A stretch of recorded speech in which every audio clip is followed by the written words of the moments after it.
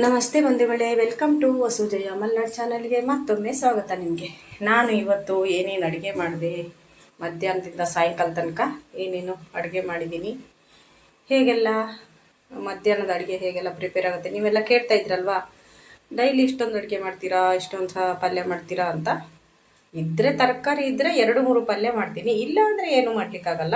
ನಾನು ಇವಾಗ ಮೊದಲಿಗೆ ಬೆಂಡೆಕಾಯಿ ಪಲ್ಯ ಮಾಡೋಣ ಅಂತ ರೆಡಿ ಮಾಡ್ಕೊಂಡಿದ್ದೀನಿ. ಜೋಳದ ರೊಟ್ಟಿ ಜೊತೆಗೆ, ಅಕ್ಕಿ ರೊಟ್ಟಿ ಜೊತೆಗೆ, ಅನ್ನದ ಜೊತೆಗೆ ಎಲ್ಲ ಚೆನ್ನಾಗಿರುತ್ತಲ್ವ. ಹಾಗೆ ನಾನು ಇದ್ರದ್ದು ರೆಸಿಪಿ ಹಾಕ್ತಿಲ್ಲ, ರೆಸಿಪಿ ಮೊದಲೇ ಶೇರ್ ಮಾಡಿದ್ದೀನಿ ಅನ್ಕೊತೀನಿ, ರೆಸಿಪಿ ಶೇರ್ ಮಾಡ್ತಿಲ್ಲ. ಹಾಗೆ ಬೆಂಡೆಕಾಯಿ ಪಲ್ಯ ಆಗ್ತಾ ಬಂತು. ಒಗ್ಗರಣೆ ಹಾಕಿ ಎಲ್ಲ ಪಲ್ಯನ ರೆಡಿ ಮಾಡ್ತಾ ಇದ್ದೀನಿ. ಇದಕ್ಕೆ ನಾನು ಖಾರದ ಪುಡಿ ಹಾಕ್ತೀನಿ, ಹಸಿಮೆಣಸಿನ್ಕಾಯಿ ಹಾಕೋದಿಲ್ಲ. ಹಾಗೆ ನಮ್ಮ ಪಾಪು ಇರೋದ್ರಿಂದ ಅವನೇನು ಮಾಡ್ತಾನೆ ಅಂದರೆ ನನಗೆ ವಿಡಿಯೋ ಮಾಡಲಿಕ್ಕೂ ಬಿಡೋದಿಲ್ಲ. ಅದಕ್ಕೋಸ್ಕರ ನಾನು ರೆಸಿಪಿಗಳನ್ನ ಸ್ವಲ್ಪ ಕಡಿಮೆ ಮಾಡಿದ್ದೀನಿ. ಆ ರೆಸಿಪಿಗಳನ್ನ ಹಾಕ್ತೀನಿ. ನಿಮಗೆ ಕೆಲವ್ರು ಹೇಳ್ತೀರಿ ನಿಮ್ಮ ರೆಸಿಪಿ ನೋಡಿಕೊಂಡೇ ನಾನು ಅಡುಗೆ ಮಾಡ್ತೀನಿ ಅಂತ, ಖುಷಿ ಆಗುತ್ತೆ. ಖಂಡಿತವಾಗ್ಲೂ ಮತ್ತೆ ಹಾಕ್ತೀನಿ, ಶೇರ್ ಮಾಡ್ತೀನಿ ನಿಮ್ಮ ಜೊತೆಗೆಲ್ಲ. ಇವಾಗ ನಾನು ಸ್ವಲ್ಪ ಬ್ಯುಸಿ ಇರೋದ್ರಿಂದ ಸ್ವಲ್ಪ ಕಡಿಮೆ ಹಾಕ್ತಾ ಇದ್ದೀನಿ. ಆದರೆ ಖಂಡಿತವಾಗ್ಲೂ ಮುಂದುವರಿಸ್ತೀನಿ. ಇದೇ ಥರ ಸಪೋರ್ಟ್ ಮಾಡಿ. ಆಯಿತು, ಪಲ್ಯ ಇದನ್ನು ಈ ಕಡೆ ನಾನು ಶಿಫ್ಟ್ ಮಾಡ್ಕೊತೀನಿ. ಡೈಲಿ ಊಟಕ್ಕೆ ಎಲ್ಲರ ಮನೆಯಲ್ಲೂ ಸಾಧಾರಣ ಇದ್ದೇ ಇರುತ್ತಲ್ವ, ಒಂದು ಪಲ್ಯ ತರಕಾರಿ. ನಾನ್ ವೆಜ್ ತಿನ್ನೋರಾದರೆ ನಾನ್ ವೆಜ್ಜು.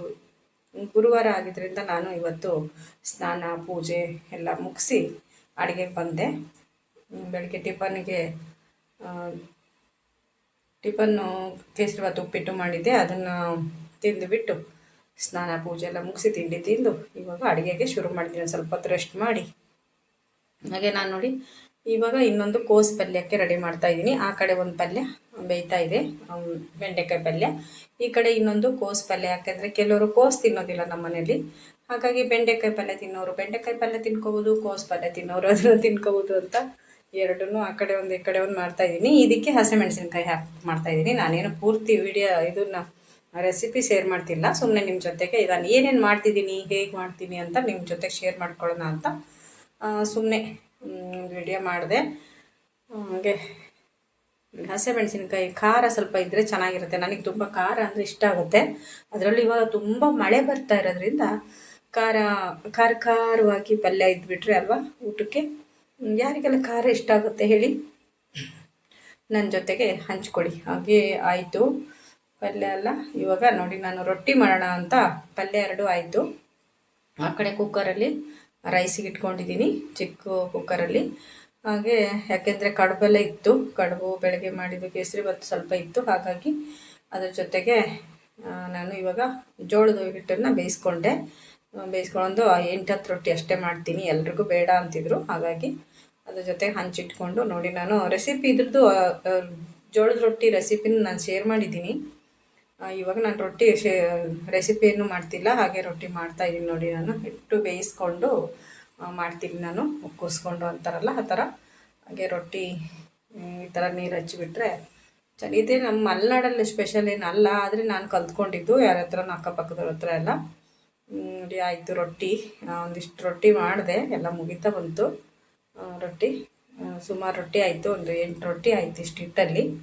ಪಟ ಎಲ್ಲ ಮಾಡ್ಕೊಂಬಿಡ್ತೀನಿ ನಾನು. ಅದೇ ಎಲ್ಲರೂ ಹೇಳ್ತೀರಾ ಎಷ್ಟು ಬೇಗ ಕೆಲಸ ಮುಗಿಸ್ತೀರಾ ಅಂತ. ಆ ಕಡೆ ಗ್ಯಾಸ್ ಆನ್ ಇಟ್ಟಿದ್ದೀನಿ, ಯಾಕೆ ಗೊತ್ತಾ, ಬೆಳಿಗ್ಗೆ ಕಡುಬು ಇತ್ತಲ್ಲ ಅದನ್ನು ಬಿಸಿ ಮಾಡೋಣ ಅಂತ. ನೋಡಿ ಈ ಥರ ನಾನು ರೊಟ್ಟಿನ ಆಗ್ತಾ ಬಂತು, ಎಲ್ಲ ಮುಗೀತು. ಇನ್ನೊಂದು ರೊಟ್ಟಿ ಇದೆ, ಒಂದು ಮಾಡಿ ತಟ್ಟು ಬಿಟ್ಟರೆ ಮುಗೀತೆಲ್ಲ ರೊಟ್ಟಿ.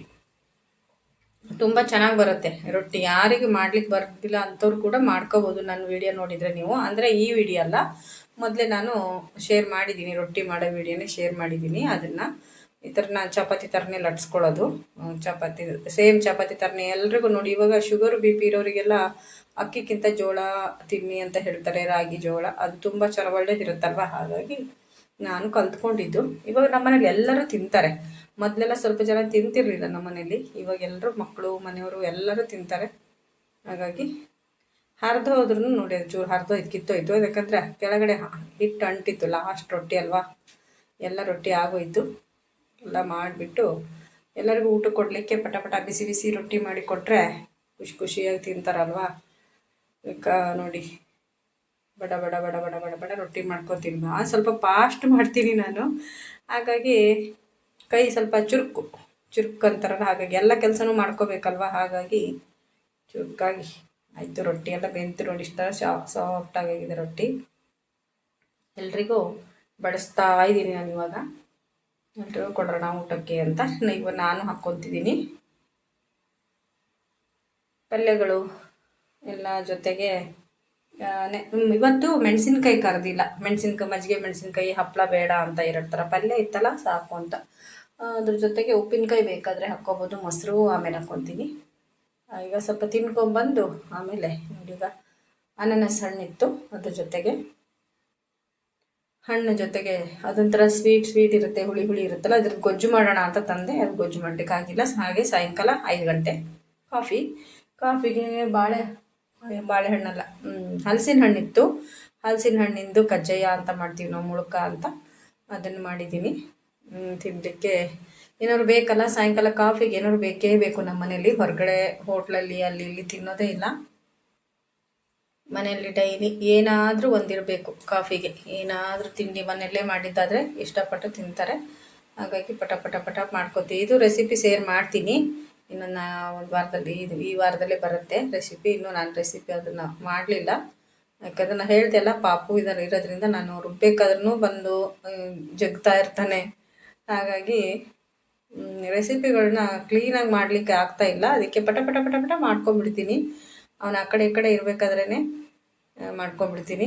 ಹಾಗೆ ನನ್ನ ಫೋನು, ನನ್ನ ಸ್ಟಿಕ್ಕು ಎಲ್ಲ ತೆಗೆದು ಎಲ್ಲರೂ ಇಟ್ಟಿರ್ತಾನೆ ಅವನು. ಹಾಗಾಗಿ ನಾನೇನೋ ಅಡುಗೆ ಮಾಡಬೇಕಂದವಾಗ ನನಗೆ ಒಂದು ಸಿಗೋದಿಲ್ಲ. ಹಾಗಾಗಿ ಇವಾಗ ನಾನು ಇದು ರುಬ್ಬಿಟ್ಟಿದ್ದೆ ಹಿಟ್ಟನ್ನು. 2 ದಿನ ಆಯ್ತಿದ್ದು. ಚೆನ್ನಾಗಿರುತ್ತೆ, ಸ್ವೀಟು ಸ್ವಲ್ಪ ಸ್ವೀಟ್ ಇರುತ್ತೆ, ಸ್ವಲ್ಪ ಚೆನ್ನಾಗಿರುತ್ತೆ. ಸ್ವೀಟು ಉಪ್ಪು ಹಾಕಿ ಮಾಡಿರ್ತೀವಲ್ವ ನೋಡಿ. ಎಷ್ಟು ನಾವು ಒಂಚೂರು ಸೋಡಾ ಪುಡಿ ಹಾಕಿಲ್ಲ, ಏನಿಲ್ಲ, ಹೇಗೆ ಉಪ್ಕೊಳ್ಳುತ್ತೆ, ಚೆನ್ನಾಗಿರುತ್ತೆ. ಇದು ನಮ್ಮ ಮಲೆನಾಡಲ್ಲಿ ಮಳೆಗಾಲದಲ್ಲಿ ಇದೆಲ್ಲ ಸ್ಪೆಷಲ್ ಆಗಿರುತ್ತೆ. ಹಾಗೆ ನಾನು ನಾಳೆ ನಾಡ್ದು ಇದು ರೆಸಿಪಿ ಬರುತ್ತೆ, ಶೇರ್ ಮಾಡ್ತೀನಿ ನಿಮ್ಮ ಜೊತೆಗೆ. ನೋಡಿ ಈ ಥರ ಎಲ್ಲ ಕೌಚ್ ಹಾಕ್ಕೊಂಡ್ಬಿಟ್ರೆ ಹೇಗೆ ಉಪ್ಕೊಂಬರುತ್ತಲ್ವ ಅಂತ.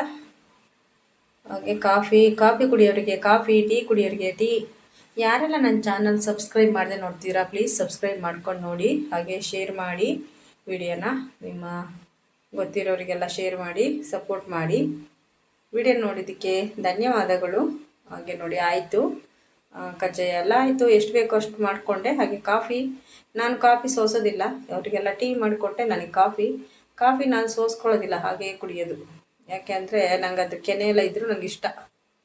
ನೋಡಿ ಬನ್ನಿ ಕುಡಿಯೋಣ. ಕಾಫಿ ಜೊತೆಗೆ ಕಜ್ಜಾಯ ಕಾಫಿ. ಮಳೆಗಾಲದಲ್ಲಿ ಬಿಸಿ ಬಿಸಿ ಕಜ್ಜಾಯ, ಬಿಸಿ ಬಿಸಿ ಕಾಫಿ. ಕಜ್ಜಾಯ ಅಂತೀವಿ ಇದಕ್ಕೆ, ಬೋಂಡ ಅಂತಲೂ ಕೆಲವ್ರು ಹೇಳ್ತಾರೆ. ಬೋಂಡ ಅಲ್ಲ, ಅದು ಅಕ್ಕಿಗೆ ಮಾಡೋದ್ರಿಂದ ಕಜ್ಜಾಯ ಅಂತಲೇ ಹೇಳ್ತಾರೆ, ಹೇಳಬೇಕು. ಮುಳುಕ ಅಂತೀವಿ ನಾವು, ಕಜ್ಜಾಯ ಅಂತಲೂ ಹೇಳ್ತೀರ. ಮುಳುಕ ಅಂತ ಅದ್ರೊಳಗೆ ಎಣ್ಣೆ ಒಳಗೆ ಮುಳುಗುತ್ತಲ್ವ, ಅದಕ್ಕೆ ಮುಳುಕ ಅಂತ ಹೇಳೋದು.